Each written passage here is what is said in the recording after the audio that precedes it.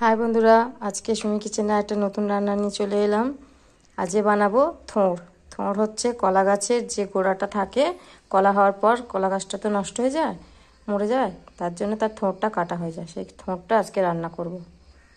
দেখুন, আমি থোড়গুলো কেটে কুচি কুচি করে নিয়েছি। থোড় কাটা খুবই ইজি, গোল গোল রিং রিং করে চালা করে নিতে হবে। এবার আমি এটা নুন মাখিয়ে নেব। তো নুন মাখিয়ে রাখবো, তাহলে এটা নরম হবে। আমরা তো মাছ মাংস অনেক খাই, এইসব খাওয়াও খুব দরকার, ডাক্তারেও বলে থোড় খাওয়া খুব প্রয়োজন। ওই জন্য আজ একটু থোড় বানিয়ে নেব। এটাকে নুন দিয়ে ভালো করে একটু চেপে চেপে মাখিয়ে নেব, নিয়ে এটা প্রেসারে দুটো সিটি মেরে নেব। হ্যাঁ, থোড়ে নুন মাখিয়ে দিয়েছি। এবার থোড়ে আমি কুমড়ো আর আলু দিয়ে করব, আর হচ্ছে যে ছোলা, কাঁচা ছোলা ভিজিয়ে রেখেছি, আর কাঁচা লঙ্কা। পেঁয়াজ আপনারা চাইলে দিতে পারেন, আবার নাও দিতে পারেন, পেঁয়াজটা হচ্ছে অপশনাল।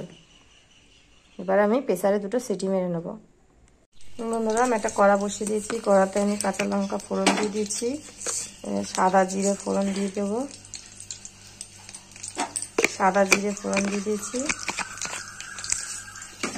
এক হাতে ভিডিও করে এক হাতে ফোন ধরা খুব অসুবিধা হয়, কিছু করার নেই, করতে তো হবে না। এবার আমি কুমড়ো আর আলুটা যে কেটে রেখেছিলাম, কুমড়ো আর আলুটা কেটে রেখেছিলাম, ওটা আমি দিয়ে দিলাম। এবার আমি নুন আর হলুদ দিয়ে দেব। নুন হলুদ দিয়ে কুমড়ো আলুটাকে ভালো করে ভেজে নেব।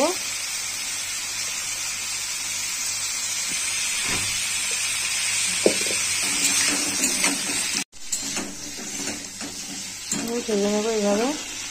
তারপর আমি ছোলাগুলো দিয়ে দেব।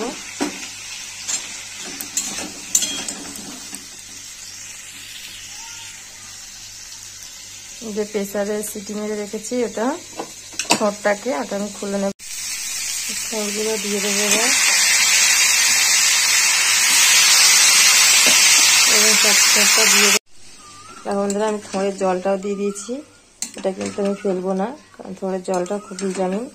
থোড় হচ্ছে, থোড়ের রসটা খায় যাদের প্রেশার হাই, তারা থোড়ের রসটা খায়, তার জন্য জলটা আমি ফেলবো না। এটা একটু ভালো করে কষিয়ে নেবো, জলটাও মরে যাবে। বন্ধুরা, জিরেগুলো, হলুদগুলো, লঙ্কাগুলো আমি দিয়ে দিয়েছি।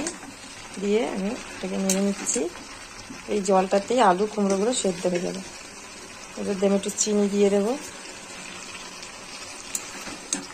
দিয়ে এটাকে এই জলে আস্তে আস্তে ঢাকা দিয়ে আমি সেদ্ধ করে নেব। আলু কুমড়োটা আর ছোলাটাও সেদ্ধ হয়ে যাবে। এইভাবে বাড়িতে বানান, খুব ভালো লাগে খেতে। থোড় দিয়ে ডালও করে, আমি ডালের রেসিপিটাও একদিন দেখাবো।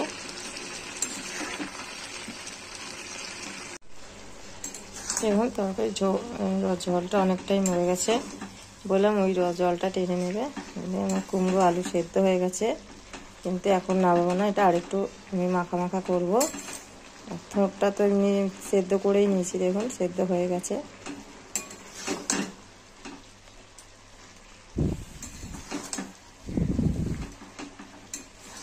কত সুন্দর লাগছে দেখতে।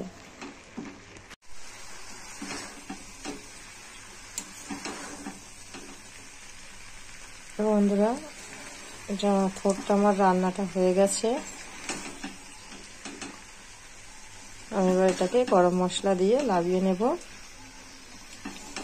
আর আপনাদের যদি আমার রান্নাটা ভালো লাগে, তাহলে আমাকে লাইক কমেন্ট শেয়ার করবেন, সাবস্ক্রাইব করবেন। আর আমার চ্যানেলে নতুন হলে সাবস্ক্রাইব করে আমার পাশে থাকবেন।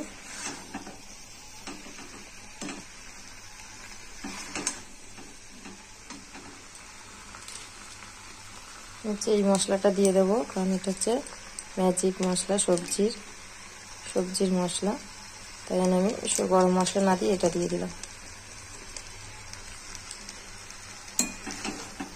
এটা দারুণ গন্ধ, দারুণ টেস্ট এই মশলাটা। এইভাবে একবার বাড়িতে বানিয়ে ফেলুন, দেখুন কত সুন্দর হয় খেতে। আর আপনারা কারা কারা থোড় কিভাবে বানান আমাকে একটু কমেন্টে জানাবেন।